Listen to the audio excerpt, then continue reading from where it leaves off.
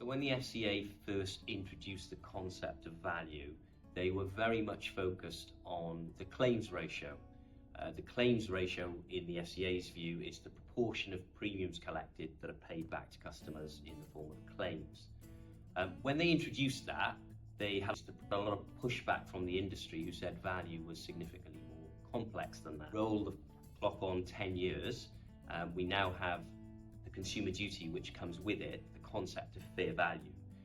Fair value is now defined as the price a customer pays, and it has to be reasonable in comparison to the benefits and services they receive for that price. So the concept of value has matured, I think, in the FCA's thinking.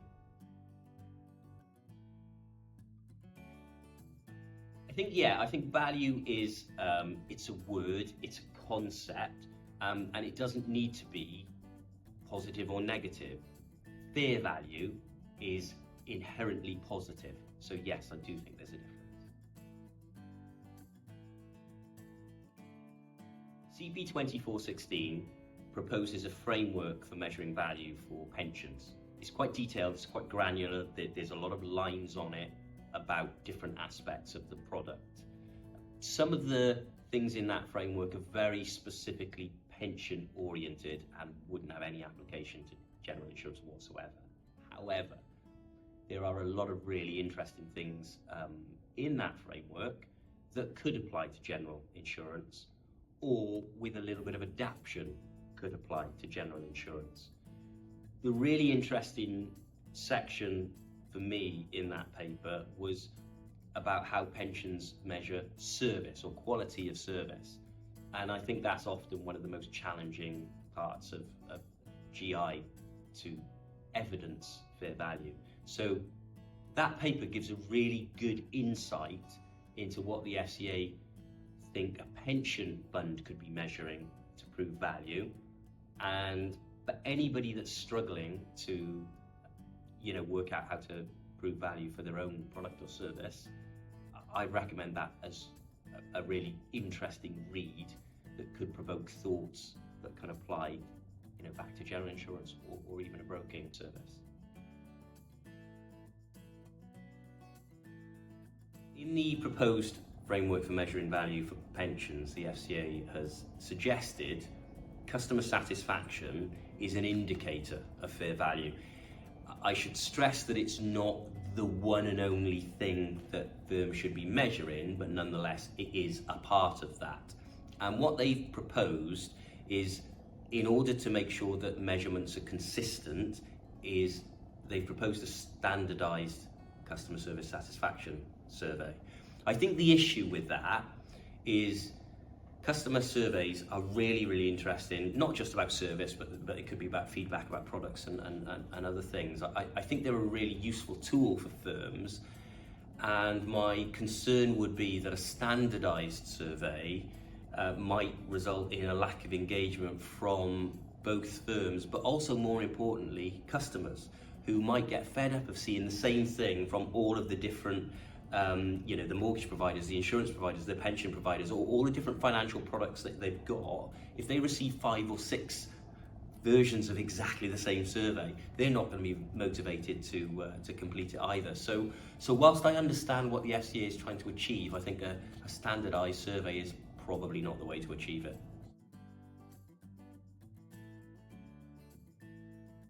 We're all customers somewhere of somebody, and I think most customers reasonably expect their requests to be dealt with fairly promptly and accurately. We accept things go wrong, but that should definitely be the exception rather than the norm. So the FCA have proposed the promptness and accuracy of transactions as a measure of service, and in the pensions framework they've proposed some quite specific things around some of the things that customers might do with their pensions, and how long they take to do, how accurate that transaction is completed.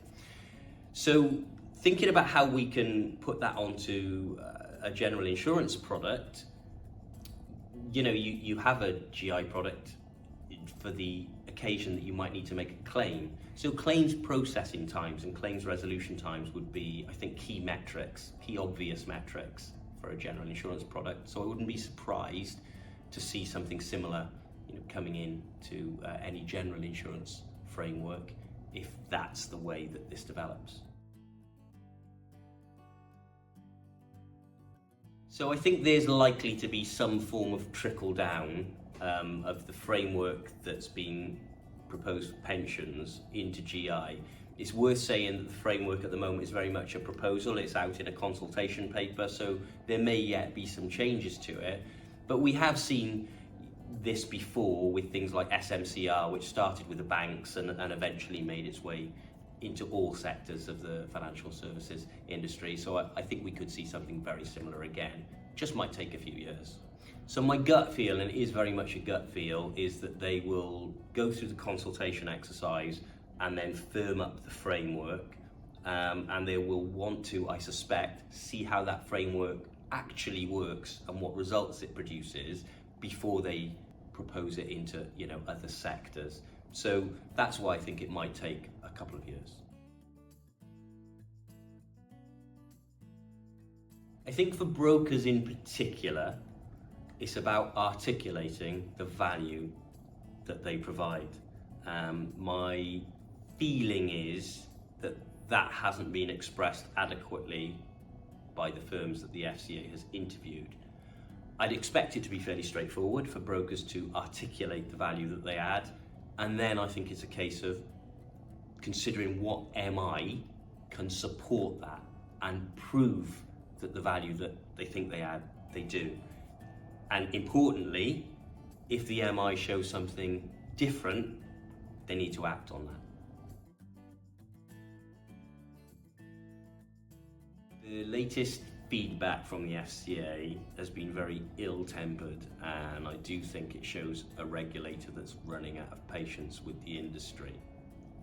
So I think that will inform the next steps on the consumer duty journey for the industry, and I suspect that there will be some firms who get on the very wrong side of the regulator.